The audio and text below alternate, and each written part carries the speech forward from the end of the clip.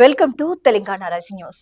మీరెలా జాతిపిత, మీరు ఏ ఆదర్శాల కోసం నిలిచారు, నేరాలపై విచారణ వద్దనడం ఏంటి, పోలీసులు నోటీసులు ఇస్తే తప్పు పడతారా అంటూ సీఎం రేవంత్ రెడ్డి గారు నిలదీశారు. ఈ మధ్య కొంతమంది ఎవరికి వారే తెలంగాణ జాతిపిత అని ప్రకటించుకుంటున్నారని సీఎం రేవంత్ రెడ్డి గారు మాజీ సీఎం కేసీఆర్ ను ఉద్దేశించి అన్నారు. చేసిన తప్పులకు పోలీసులు నోటీసులు ఇస్తే తెలంగాణ జాతిపితకు నోటీసులు ఇచ్చారంటూ అంటున్నారని విమర్శించారు. ఆయన నిజంగా తెలంగాణ జాతిపిత అయితే ఆనాటి భారత జాతిపిత మహాత్మా గాంధీజీ గారి లాగా ఏ ఆదర్శాల కోసం నిలిచారో తేల్చి చెప్పాలంటూ సూచించారు. భారత జాతిపిత ఆనాడు ఏదైనా పదవి తీసుకున్నారా, కుటుంబం కోసం ఏమైనా అడిగారా, త్యాగాల పునాదుల మీద నిలబడ్డారంటూ పేర్కొన్నారు. తెలంగాణ ఆస్తులను కొల్లగొట్టిన వారు జాతిపిత అంటూ నిలదీశారు.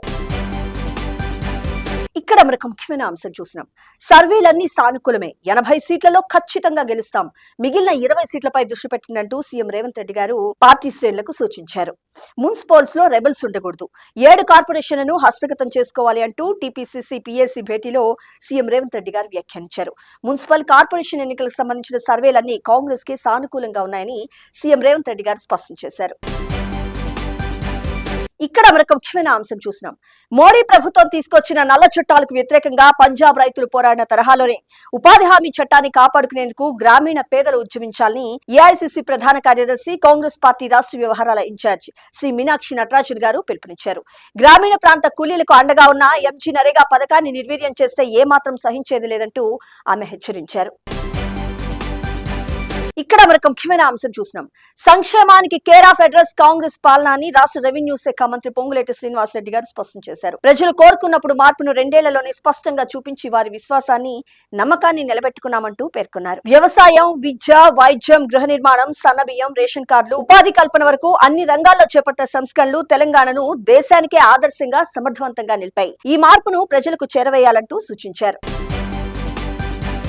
ఇక్కడ మరొక ముఖ్యమైన అంశం చూసినాం. ట్యాపింగ్ చేసినప్పుడు లేని బాధ ఇప్పుడు ఎందుకంటూ మంత్రి పొన్నం ప్రభాకర్ గారు నిలదీశారు. ఎంతో మంది వ్యక్తిగత జీవితాల్లోకి తొంగి చూసి వాళ్ళ సీక్రెట్స్ సేకరించినప్పుడు లేని బాధ మరి ఇప్పుడు ఎందుకో అంటూ ఎద్దేవా చేశారు. తెలంగాణ సమాజం ఆత్మగౌరవం కోసం పోరాడి సాధించుకున్న రాష్ట్రాన్ని గత పాలకులు మాత్రం అధికారులు, నాయకుల ఫ్యామిలీల ఫోన్లు ట్యాప్ చేయించడం, అడ్డంగా తెలంగాణను దోచుకోవడానికే వినియోగించారు. తప్పు చేయకపోతే విచారణలో తమ నిర్దోషిత్వాన్ని నిరూపించుకోవాలంటూ సవాల్ విసిరారు. ఇక్కడ మరొక ముఖ్యమైన అంశం చూసినాం. కేంద్ర బడ్జెట్ లో రాష్ట్రానికి తీవ్ర అన్యాయం జరిగిందంటూ మంత్రి తుమ్మల నాగేశ్వరరావు గారు నిప్పులు చెరిగారు. ఎన్నిసార్లు కేంద్రాన్ని కోరినా ఆయిల్ పామ్ పై దిగుమతి సుంకం పెంచలేదంటూ నిలదీశారు.